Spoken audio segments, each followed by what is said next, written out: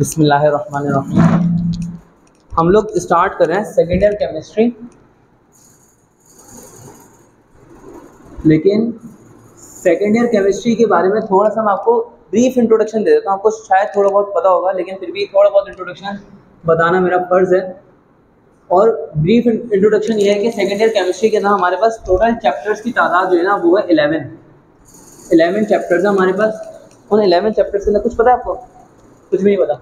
तो उन 11 चैप्टर्स के अंदर से जो चैप्टर 1 से लेके चैप्टर 5 तक हैं, ये है इनऑर्गेनिक केमिस्ट्री का हिस्सा।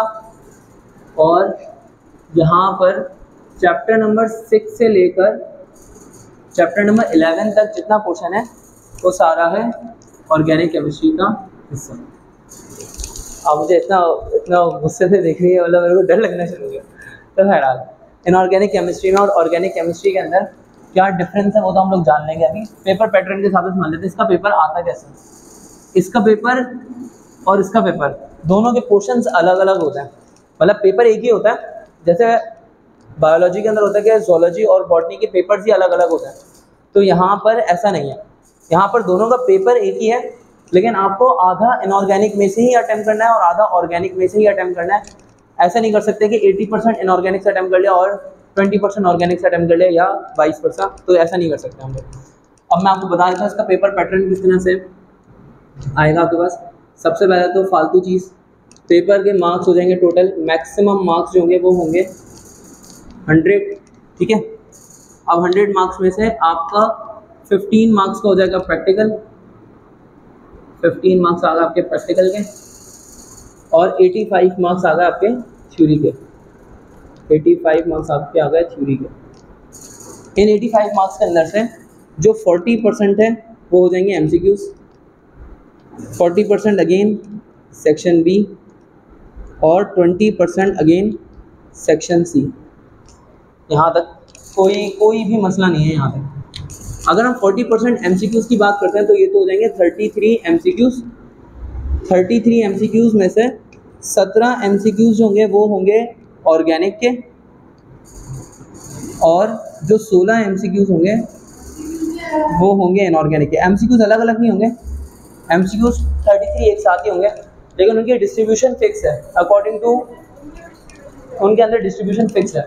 ये बोर्ड ऑफ इंटरमीडिएट एजुकेशन के हिसाब से है फिक्स्ड कि 17 MCQs ऑर्गेनिक के और 16 MCQs इनऑर्गेनिक के होंगे, ये क्लियर्ड है। अब हमारे पास 40% मार्क्स आ जाएंगे सेक्शन बी के अंदर। इसका मतलब बच जाएगा 32 मार्क्स, सही ना, 32 मार्क्स। अब आप ये समझ सकते हैं कि 32 मार्क्स हैं, तो एक क्वेश्चन होगा यहाँ पे 4 नंबर का। मैं सिर्फ सेक्शन बी की बात कर रहा हूँ। देखिए यहाँ पर 30 मैं इधर लिख देता हूँ, 33 मार्क्स हो जाएंगे यहाँ पे, और यहाँ पर हो जाएंगे आपके 32 मार्क्स ना। अब 32 मार्क्स में से एक क्वेश्चन जो होगा वो 4 नंबर का होगा, तो आपको टोटल 8 क्वेश्चन अटेम्प्ट करने होंगे। 4 क्वेश्चन मल्टीप्लाई बाय 8 क्वेश्चन आपको अटेम्प्ट करने, तो बन जाएंगे 32। अब यहाँ पर ये जो सेक्शन बी है इसके अंदर 2 अलग अलग पोर्शन होंगे। पहला पोर्शन जो होगा वो इनऑर्गेनिक का होगा, और दूसरा पोर्शन अगेन फिर दोबारा से ऑर्गेनिक का होगा। इस पोर्शन के अंदर, इनऑर्गेनिक के पोर्शन के अंदर होगा क्या कि आपको 4 क्वेश्चन अटेम्प्ट करने हैं। 4 क्वेश्चन आपको अटेम्प्ट करने होंगे, आपको गिवन होंगे 7 क्वेश्चन, ठीक है। यहाँ पर भी ऑर्गेनिक के अंदर आपको 4 क्वेश्चन अटेम्प्ट करने होंगे, आपको गिवन होंगे 7 क्वेश्चन। अगर हम लोगों ने थोड़ा बहुत पढ़ लिया होता है या हम साल के बीच में होते हैं, तो मैं आपको फिर ये भी बताता कि कौन से 4 क्वेश्चन ऐसे हैं जो कि हर साल आते ही आते हैं। अगर आप सिर्फ उसकी प्रैक्टिस करके चले जाए तो आप तब भी अपना पेपर 100% निकाल सकते हैं, या कम से कम 3 क्वेश्चन यहाँ पर मैं आपको बता दूँ जो 100% गारंटीड आते ही आते हैं। लेकिन अभी बताना फिजूल, आपको समझ में आएगा नहीं, इसलिए थोड़ा सा देर के बाद इसको बताएंगे। यहाँ पे ऑर्गेनिक के अंदर भी 4 में से 2 सवाल 3 सवाल ऐसे हैं जो कि हर साल रिपीट ही होते हैं, मतलब उस तरह की चीज़ें रिपीट होती हैं, IUPAC नेमिंग वगैरह या स्ट्रक्चर्स वगैरह, इस तरह की चीज़ें, रीजनिंग क्वेश्चन वगैरह। अब हमारे पास ये तो हो गया सेक्शन बी।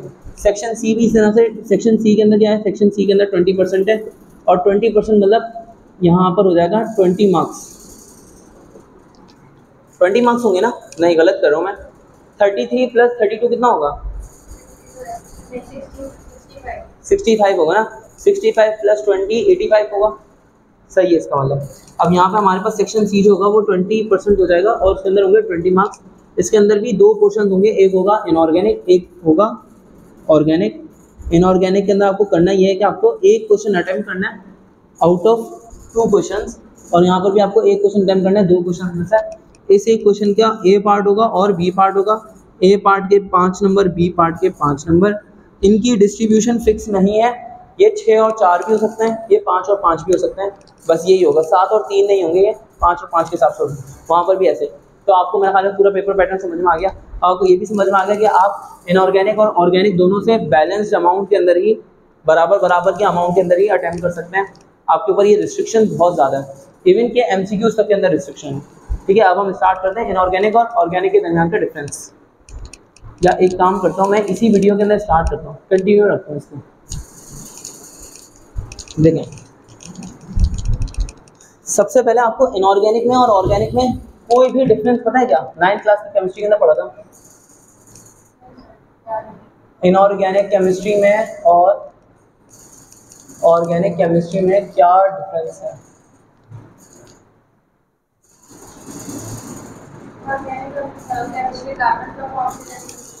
हाँ, ऑर्गेनिक केमिस्ट्री जो होती है वो कार्बन कंपाउंड्स की होती है, और इनऑर्गेनिक केमिस्ट्री जो होती है वो अदर देन कार्बन कंपाउंड होती है। सिंपल पास में यहाँ पर अगर हम स्टार्ट करें ना, इसको थोड़ा सा और पीछे से लेकर आए, क्योंकि ये बड़ी इंपॉर्टेंट चीज़ है।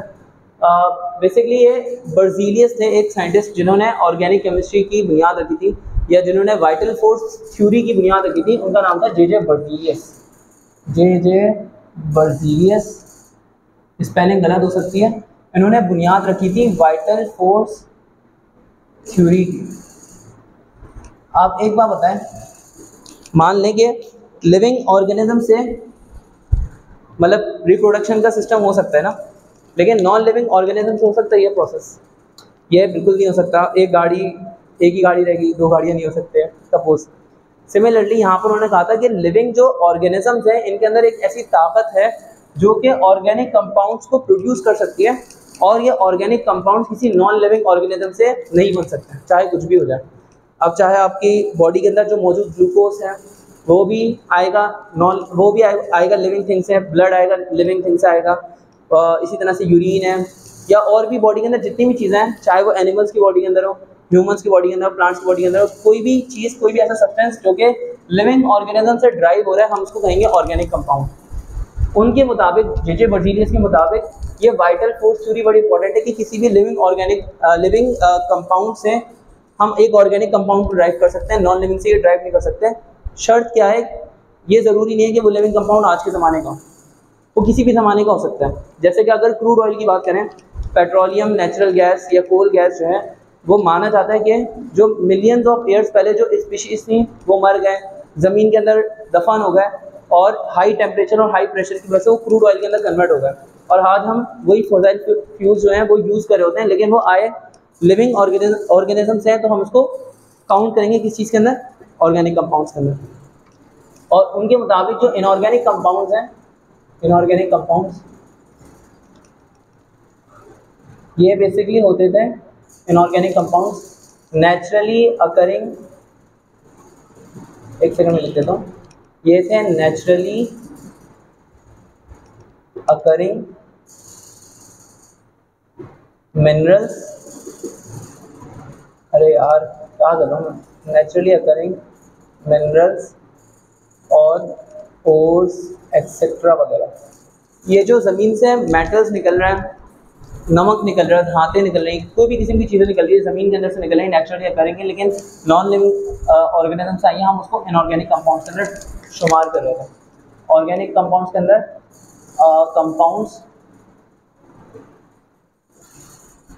Drive from living organisms. अच्छा, फिर हुआ क्या, एक साइंटिस्ट है, ये वाइटल फोर्स थ्योरी के मुताबिक कंपाउंड्स जो है वो ड्राइव हो रहे हैं लिविंग ऑर्गेनिज्म से, लेकिन फिर उसके बाद एक और साइंटिस्ट है, उनका नाम था फ्रेडरिक वोहलर। अब फ्रेडरिक वोहलर ने एक खास काम किया, ये रेवोल्यूशनरी थ्योरी मानी जाती है आज के ज़माने के अंदर भी, और उस टाइम में भी ये बहुत बड़ी इजाद थी। फ्रेडरिक वोहलर ने क्या किया, उनके पास था अमोनियम साइनाइड, अमोनियम साइनाइड था उनके पास। अमोनियम साइनाइड एक केमिकल है, सिंपल सा केमिकल है और इनऑर्गेनिक केमिकल है। ये एक इनऑर्गेनिक केमिकल है, मैं यहाँ पे लिख दे रहा हूँ, ये एक इनऑर्गेनिक केमिकल है। उन्होंने क्या किया, इस अमोनियम साइनाइड से यूरिया को प्रिपेयर कर लिया। अब यूरिया क्या चीज़ है, यूरिया शामिल होता है यूरिन के अंदर, और ये तो एक ऑर्गेनिक कंपाउंड है, यानी कि एक ऑर्गेनिक कंपाउंड को उन्होंने प्रिपेयर कर लिया एक नॉन लिविंग ऑर्गेनिज्म से लेबोरेटरी के अंदर।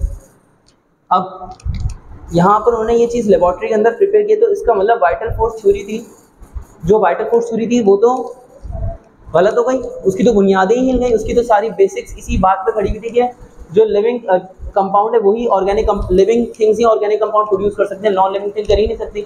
लेकिन फ्रेडरिक होलर ने इस बात को गलत साबित कर दिया, तो ये बन गई रेवोल्यूशनरी थ्योरी, और यूरिया बन गया फर्स्ट ऑर्गेनिक कंपाउंड।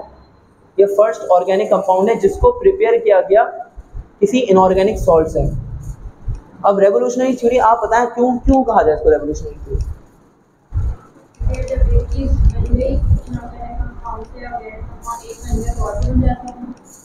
और भी बन जाएंगे, बिल्कुल। पहला कंपाउंड बना दिया तो इसका मतलब बाकी सारे कंपाउंड्स बनाए जा सकते हैं, तो बनाना शुरू कर दिया। आपकी बॉडी का ग्लूकोज लेवल आज के दिन बनाया जा सकता है इनऑर्गेनिक तरीके से।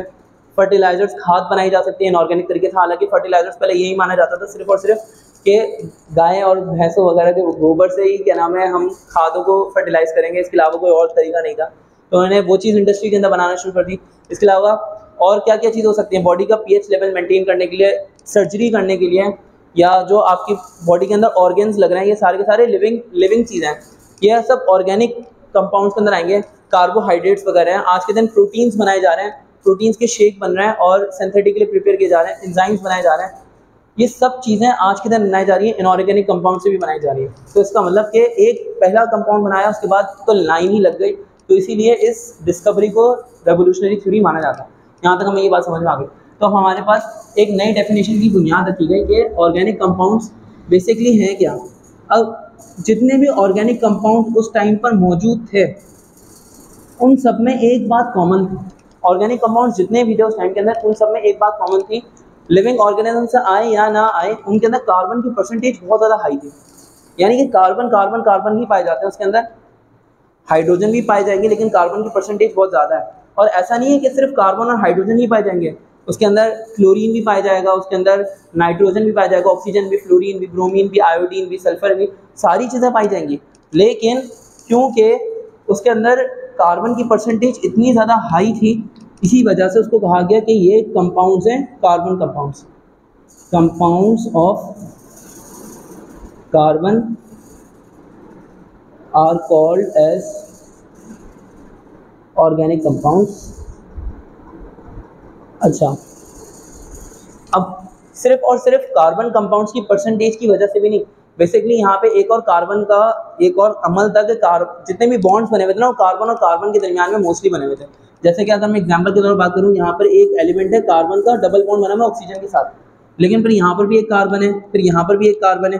तो आप क्या कहोगे, जो चेन है वो किस चीज़ के ऊपर टिकी हुई है? कार्बन के ऊपर टिकी हुई है मोस्टली। यहाँ पर बेशक आप जितने हाइड्रोजन और लगा दो, यहाँ पर एक हाइड्रोजन लगा दिया, यहाँ पर 3 हाइड्रोजन लगा दिए, लेकिन फिर भी हाइड्रोजन के बगैर भी ये चेन चल सकती है, लेकिन कार्बन एटम के बगैर ये चेन चलना पॉसिबल नहीं है। तो इसलिए हम ऑर्गेनिक कंपाउंड्स को बोलते हैं कि ये कार्बन कंपाउंड्स है जिसको हम लोग ऑर्गेनिक कंपाउंड कहते हैं। यहाँ तक तो बात क्लियर है। अब हम आगे बढ़ रहे हैं, पहले मैं वीडियो को यहाँ पर रोकूँ।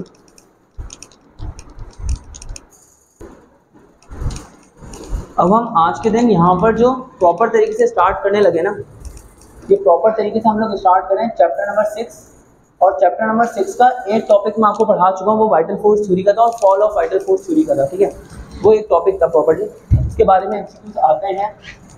चैप्टर नंबर 6 का नाम है fundamental concepts of organic chemistry. Chapter number 6 के अंदर हम लोग पढ़ेंगे सिर्फ और सिर्फ बुनियादी बातों के बारे में, बुनियादी डेफिनेशंस के बारे में। उनमें सबसे पहली डेफिनेशन है कैटिनेशन। कैटिनेशन क्या होती है? हाँ, ये आपने पढ़ा होगा 9th क्लास में, नहीं पढ़ा होगा, शायद पढ़ा होगा। कैटिनेशन क्या होती है? याद नहीं है? देखिए कैटेनेशन ये होता है कि कार्बन एटम्स के अंदर, कार्बन के एलिमेंट के अंदर खास बात ये होती है कि वो अपने ही एटम्स के साथ मिलकर एक लॉन्ग चेन बना सकता है, सही है। जैसे कि मैं यहाँ पे लिख देता हूँ, ability of an element to form long chain with its own atoms is called catenation। अपने ही एटम्स के साथ मिलकर एक लॉन्ग चेन बनाने का जो प्रोसेस है, हम उसको प्रोसेस को बोलते हैं कैटिनेशन। अब इसके अंदर एग्जाम्पल कार्बन की देना सबसे ज़्यादा इंपॉर्टेंट इसलिए क्योंकि ये एबिलिटी कार्बन के अंदर सबसे ज़्यादा पाई जाती है और दूर दूर तक किसी और एलिमेंट का नाम नहीं आ पाता। जैसे कि अगर हम यहाँ पे कार्बन की बात करें तो ये कार्बन टेट्रावेलेंट होता है। कार्बन के बारे में आपने पढ़ा होगा 9th क्लास के अंदर कि ये ग्रुप 4A से बिलोंग करता है। इसकी 4 वैलेंसीज होती हैं। कार्बन के पास फर्स्ट शेल के अंदर 2 इलेक्ट्रॉन होते हैं और उसके आउटर मोस्ट शेल के अंदर 4 इलेक्ट्रॉन होते हैं। ये 4 जगहों से बॉन्ड बना सकते हैं। ये सब बातें आपने पढ़ी हुई होंगी। तो कार्बन होता है टेट्रावेलेंट। अब टेट्रावेलेंट है तो ये 4 जगहों से बॉन्ड बना सकता है। तो यहाँ पर ये कार्बन क्या कर रहा है, ये कार्बन एक बॉन्ड तो इस वाले कार्बन से बना रहा है और 3 बॉन्ड यहाँ पर किसी और एलिमेंट से भी बना सकता है या कार्बन से भी बना सकता है। जैसे कि इसने एक बॉन्ड यहाँ पे इस कार्बन से बना लिया, यहाँ पर लेट से हाइड्रोजन से बॉन्ड बना लिया, यहाँ पे हाइड्रोजन से बॉन्ड बना लिया, क्या ही फर्क पड़ता है। फिर एक और कार्बन है, इसने 2 बॉन्ड्स कार्बन एटम से बनाया हुआ, हो सकता है तीसरा बॉन्ड भी कार्बन एटम से बना रहा हो और चौथा बॉन्ड भी किससे बना रहा हो, कार्बन एटम से। यहाँ पे एक और कार्बन एटम, यहाँ पे एक और कार्बन एटम वगैरह वगैरह, या यहाँ पे हाइड्रोजन लगा लिया, यहाँ पे ये 3 जगह से बॉन्ड बना रहे हैं, यहाँ पे हमने हाइड्रोजन लगा लिया, यहाँ पे हाइड्रोजन लगा लिया। अब ये जो कार्बन एटम्स है ये भी किसी जगह से जुड़ सकते हैं, फिर वो कार्बन एटम भी कहीं और से जुड़ सकते हैं, ये भी इस तरह से चेन बढ़ती चली जाएगी। तो आपको क्या लगता है क्या लिमिट होगी कार्बन एटम की इस चेन को बनाते रहने के लिए, जहां पर जाके ये चेन रुक जाए? हाँ, कोई तो लिमिट होगी। तो इसका आंसर ये है सिंपल अल्फाज में कि ये चेन, इस चेन की कोई लिमिट ही नहीं है। ये unlimited carbon atoms, millions of carbon atoms आपस में जुड़ सकते हैं और एक लॉन्ग चेन बना सकते हैं। अगर मैं यहाँ पर इस तरह से बोलूँ कि मिलियंस ऑफ कार्बन एटम्स आपस में जुड़ सकते हैं, कार्बन एटम्स आपस में जुड़ सकते हैं, तो अब जो चेन बनेगी इस चेन को कहा जाएगा पॉलीमर। इस चेन को क्या कहा जाएगा, जो चेन बनेगी इस चेन को कहा जाएगा पॉलीमर। पॉली का मतलब होता है, पॉली का मतलब होता है मैनी और मर मतलब यूनिट्स। पॉली का मतलब होता है मैनी और मर मतलब यूनिट्स। तो बहुत सारे यूनिट्स आपस में मिलकर ये लॉन्ग चेन बना सकते हैं, बहुत लंबी चेन बना सकते हैं। लेकिन अगर हम पॉलीमर से थोड़ा छोटा थोड़ा पीछे आ जाए तो पॉलीमर से पहले आता है एक वर्ड जिसका नाम होता है मोनोमर। मोनोमर मतलब एक यूनिट। अगर हम सिर्फ एक यूनिट की भी बात करें ना, कार्बन एटम के अंदर सिर्फ एक यूनिट की भी बात करें तो ये कार्बन एटम एक कार्बन से लेके 160 कार्बन एटम्स तक एक यूनिट के अंदर मौजूद हो सकते हैं। यानी कि सिर्फ एक यूनिट में 160 कार्बन एटम्स मौजूद हों और ऐसे 160 कार्बन एटम्स वाले यूनिट्स आपस में जुड़ते चले जाएं और वो पॉलीमर बना लें, तो फिर तो कितना ही बड़ा स्ट्रक्चर बनता चला जाएगा। ये बात तो आपको समझ में आ गई, बहुत सिंपल है। अगर हम इसका कंपैरिजन सिलिकॉन के साथ कर लें तो सिलिकॉन ग्रुप 4A से ही बिलोंग करता है। कार्बन के बाद सबसे ज़्यादा एबिलिटी जिस एलिमेंट में है कैटिनेशन करने की वो सिलिकॉन है और उसकी एबिलिटी है 17 तक। मतलब कहाँ ये, कहाँ वो और कहाँ ये, कोई मुकाबला ही नहीं है। 17 सिलिकॉन एटम जब आपस में जुड़ जाते हैं तो फिर उसके बाद मज़ीद वो जुड़ नहीं पा रहे होते हैं। अब इसके पीछे भी अलग अलग रीजंस है, लेकिन यहाँ तक हम सिर्फ एक बातचीत कर रहे थे कि कैटिनेशन जो है, कैटिनेशन कार्बन एटम के अंदर सबसे ज़्यादा है। अब इसकी वजह से कुछ नुकसान हैं और इसकी वजह से कुछ फ़ायदे हैं। सबसे पहले तो हम फ़ायदे की बात कर लेते हैं, नहीं नुकसान की बात कर लेते हैं सबसे पहले, क्योंकि नुकसान जानना बड़ा अच्छा लगता है। नुकसान ये है कि अब जितने ज़्यादा हमारे पास कंपाउंड्स बनते चले जाएंगे, यानी कि कार्बन जितने ज़्यादा जुड़ते चले जाएंगे उतने ही ज़्यादा हमारे पास कंपाउंड्स आ जाएंगे। मिलियंस ऑफ कंपाउंड्स आ जाएंगे हमारे पास, organic compounds, millions of compounds होंगे हमारे पास।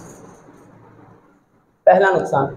अब इतने सारे कंपाउंड्स हैं तो हम उनके नाम कैसे याद रखें, बहुत बड़ा नुकसान है ये।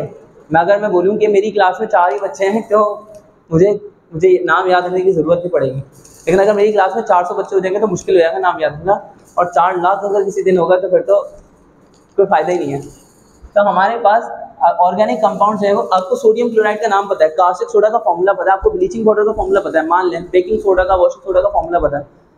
अब ये इतने कम कंपाउंड्स हैं, इनऑर्गेनिक कंपाउंड्स इतने कम है तादाद के अंदर कि हम उनके नाम आसानी से याद रख सकते हैं। और अगर नाम आसानी से याद नहीं भी रख सकते तो भी हम क्या कर सकते हैं कि भाई उनमें से अच्छे खासे नामों को मेमोराइज़ कर सकते हैं, बहुत सारे नामों को हम मेमोराइज़ कर सकते हैं जो भी हमारे काम के अंदर आ रहे हैं। लेकिन ऑर्गेनिक कंपाउंड के अंदर इतने सारे कंपाउंड्स हैं तो हम उनको सिंपल नाम नहीं दे पाते। हम फिर उनको पता है कैसे नाम देते हैं, मान लें कि एक अंकल हैं, उनके ना 100 बच्चे हैं, तो वो 100 बच्चों के नाम नहीं याद कर पा रहे, बल्कि उनको नाम दे रहे हैं, ये पहला नंबर, दूसरा नंबर, ये तीसरा नंबर है, ये चौथा नंबर है, ये छठा नंबर है और ये 100वां नंबर है। नंबर्स के हिसाब से नाम दे रहे हैं। तो यहाँ पर भी हम जो कंपाउंड्स को नाम देते हैं वो कंपाउंड्स को नाम देते हैं लिटरली हम नंबर्स के हिसाब से, और वो जो पूरा तरीका है वो पूरा तरीका कहलाता है IUPAC नेमिंग। यानी कि एक ऑर्गेनाइजेशन बैठी थी, उस ऑर्गेनाइजेशन का पूरा नाम है international union for pure and applied chemistry. तो ये पूरी यूनियन बैठी जेनेवा के अंदर, में लिख देना इसका पूरा नाम, international union for pure and applied chemistry. तो इन्होंने इस पूरी ऑर्गेनाइजेशन ने डिसाइड किए एक एक फैमिली के रूल्स के, उसको किस तरह से नाम दिया जाएगा, चेन कैसे सिलेक्ट की जाएगी, उसको कब कौन सा नाम दिया जाएगा, कब किस जगह से प्रेफर किया जाएगा। तो ये सारे नॉमेनक्लेचर है, नॉमेनक्लेचर का मतलब है नाम देने का जो प्रोसेस है, हम इस सारे प्रोसेस को पढ़ेंगे। फिर हमें हर फैमिली का नाम देने का एक तरीका समझना पड़ेगा, उस तरीके के हिसाब से हम नाम लेंगे, ताकि जो नाम आप दें वही नाम मैं दूँ, और वही नाम दुनिया में बैठा हुआ कोई भी शख्स दे तो उस कंपाउंड को, पर्टिकुलर कंपाउंड को वही नाम दें। यानी कि नाम याद रखने की यहाँ पे ज़रूरत नहीं है। अच्छा, दूसरा नुकसान यहाँ पे क्या हुआ, जब यहाँ पर इतने सारे कंपाउंड्स हो गए तो इसका मोलर मास क्या हो गया, मोलर मास बहुत हाई हो गया। मेल्टिंग पॉइंट और बॉइलिंग पॉइंट भी, मेल्टिंग पॉइंट और बॉइलिंग पॉइंट लो हो गया। वैसे तो मेल्टिंग पॉइंट और बॉइलिंग पॉइंट इनवर्सली प्रोपोर्शनल होते हैं मोलर मास के आमतौर पे। अगर मोलर मास बढ़ता है तो वो कंपाउंड जल्दी मेल्ट होने लगता है, क्योंकि वो अंदर से खाली होता रहता है, मतलब खोखला होता रहता है, बढ़ रहा है मास में बढ़ रहा है, लेकिन अंदर से मतलब मैं क्या कहूँगा, उसका मेल्टिंग पॉइंट और बॉइलिंग पॉइंट काफ़ी अफेक्ट हो जाता है मोलर मास के बढ़ने से। तो मोलर मास और बॉइलिंग पॉइंट, मेल्टिंग पॉइंट और बॉइलिंग पॉइंट इसके कम होंगे। सिमिलरली इनके रिएक्शंस काफ़ी स्लो हो जाते हैं, इनके रिएक्शंस जो है वो स्लो हो जाते हैं, इतने ज़्यादा बड़े बड़े कंपाउंड्स अगर हो जाते हैं रिएक्शंस आर स्लोअर। फिर एक और चीज़, इनके कंपाउंड्स हैं वो काफ़ी कॉम्प्लेक्स हैं, कॉम्प्लेक्स इन नेचर हैं। तो होगा क्या, इनके रिएक्शंस भी कॉम्प्लेक्स होंगे, उनके रिएक्शन मैकेनिज्म्स आर कॉम्प्लेक्स। अगर मैं आपको सिंपल एक अल्फाज के अंदर सिंपल एक एग्जांपल से मैं समझाऊं कि भाई सोडियम क्लोराइड किस तरह से रिएक्ट करता है, मतलब सोडियम क्लोराइड किस तरह से फॉर्म होता है या किस तरह से ब्रेक होता है, तो आप उसको सिंपल अल्फाज के अंदर बता सकते हैं कि हमारे पास मान लीजिए सोडियम है, सोडियम ने इलेक्ट्रॉन लॉस किया तो उसके ऊपर पॉजिटिव चार्ज आया, क्लोरीन ने उस इलेक्ट्रॉन को गेन किया तो उसके ऊपर नेगेटिव चार्ज आया। ये पॉजिटिव और नेगेटिव के दरमियान में जो फोर्स ऑफ अट्रैक्शन है, इसने इन दोनों को होल्ड करके रख लिया और ये बन गया सोडियम क्लोराइड NaCl, और इस तरह से एक आयोनिक कंपाउंड वजूद में आया। सिंपल है, कोई इसके अंदर पीछे लंबा चौड़ा मैकेनिज्म नहीं है। इसी तरह से अगर मान लें कि मैं बोलूँ कि हाइड्रोजन को और क्लोरीन के साथ में रिएक्ट कराना है, तो हाइड्रोजन के पास आउटर मोस्ट शेल में एक इलेक्ट्रॉन है और क्लोरीन के पास आउटर मोस्ट शेल में कितने इलेक्ट्रॉन है, 7 इलेक्ट्रॉन है। तो इन्होंने म्यूचुअल शेयरिंग करी, म्यूचुअल शेयरिंग करने के बाद इन्होंने HCl को फॉर्म कर लिया। हाइड्रोजन पे पार्शियल पॉजिटिव चार्ज है और क्लोरीन के ऊपर पार्शियल नेगेटिव चार्ज है। लेकिन अब मैं आपको अगर मजे की बात बताऊँ ना, तो ये एक ऑर्गेनिक कंपाउंड का रिएक्शन है। CH3 यहाँ पर समझ लेते हैं, CH4 है, मीथेन गैस है। मीथेन गैस एक ऑर्गेनिक कंपाउंड है और वो क्लोरीन गैस के साथ में रिएक्ट कर रही है, कन्वर्ट हो गई है मिथाइल क्लोराइड के अंदर और HCl के अंदर। इस रिएक्शन के अंदर जो आप इक्वेशन देख रही है ना, ये इक्वेशन देखने में बहुत आसान है, लेकिन इसके पीछे का जो मैकेनिज्म है वो मैकेनिज्म बहुत लंबा है और ये इतना सिंपल तरीके से रिएक्शन नहीं होता। इस रिएक्शन के अंदर होता क्या है, पहले तो अगर आप डार्क के अंदर, अंधेरे के अंदर कोई रिएक्शन करेंगे वाला, तो ये परफॉर्म नहीं होता। अगर आप डायरेक्ट सनलाइट के अंदर करें, सूरज की मौजूदगी में डायरेक्ट कर लें, तो ये रिएक्शन हो जाएगा और धमाका होगा और आप अल्लाह मियां को प्यारी भी हो जाएंगे। सही है। और तीसरा तरीका ये है कि आप उसको डिफ्यूज सनलाइट के अंदर करें। डिफ्यूज सनलाइट का मतलब ये है कि सूरज की रोशनी आ रही हो, लेकिन आप डायरेक्ट धूप में ना खड़े हो, सूरज की रोशनी में हो, धूप में ना हो। समझ रहे आप मेरी बात? तो आप उस रिएक्शन के अंदर करवाएंगे तो पहले क्लोरीन गैस फोटॉन्स को अपने अंदर एब्जॉर्ब करेगा, अपने अंदर एब्जॉर्ब करने के बाद ये फोटो एक्टिव हो जाएगा, फोटो एक्टिव होने के बाद ये क्लोरीन के फ्री रेडिकल्स में कन्वर्ट होगा। फ्री रेडिकल्स क्या करेंगे, इस मीथेन गैस के ऊपर अटैक करेंगे और मिथाइल फ्री रेडिकल्स फॉर्म करेंगे और हाइड्रोक्लोरिक एसिड फॉर्म करेंगे। अब ये मिथाइल फ्री रेडिकल वापसी क्लोरीन गैस के मॉलिक्यूल से टकराएगा, फिर टकराने के बाद मिथाइल क्लोराइड बनाएगा और क्लोरीन का फ्री रेडिकल बनाएगा, फिर दोबारा फ्री रेडिकल से टकरा के ये रिएक्शन चलता रहेगा जब तक कि सारे हाइड्रोजन खत्म ना हो जाए। यानी कि ये एक लंबा प्रोसेस है जो कि एक इक्वेशन के अंदर दिखाया जा रहा है। तो इक्वेशन के अंदर जो चीज़ दिख रही होती है वो हमें सामने से दिखती है, हकीकत इसके पीछे जो छुपी हुई होती है वो कहलाता है उसका मैकेनिज्म। मतलब एक तो ये इक्वेशन है कि ये रिएक्शन एक्चुअली में ओवरऑल क्या है, मैकेनिज्म ये है कि एक्चुअल में हुआ कैसे है। तो मैकेनिज्म्स इनके बड़े कॉम्प्लेक्स होते हैं, इक्वेशंस कॉम्प्लेक्स नहीं होती, बल्कि मैकेनिज्म जो है वो ऑर्गेनिक कंपाउंड्स, ऑर्गेनिक रिएक्शंस के बड़े कॉम्प्लेक्स होते हैं। तो हमें कैटिनेशन की वजह से जो नुकसान आते हैं वो तो समझ में आ गए, फ़ायदे हम मेरे ध्यान में नहीं आ रहे तो हमें पढ़ना पड़ रहा है बस। हम कैटिनेशन के आगे बढ़ते हैं अभी। क्या चीज़?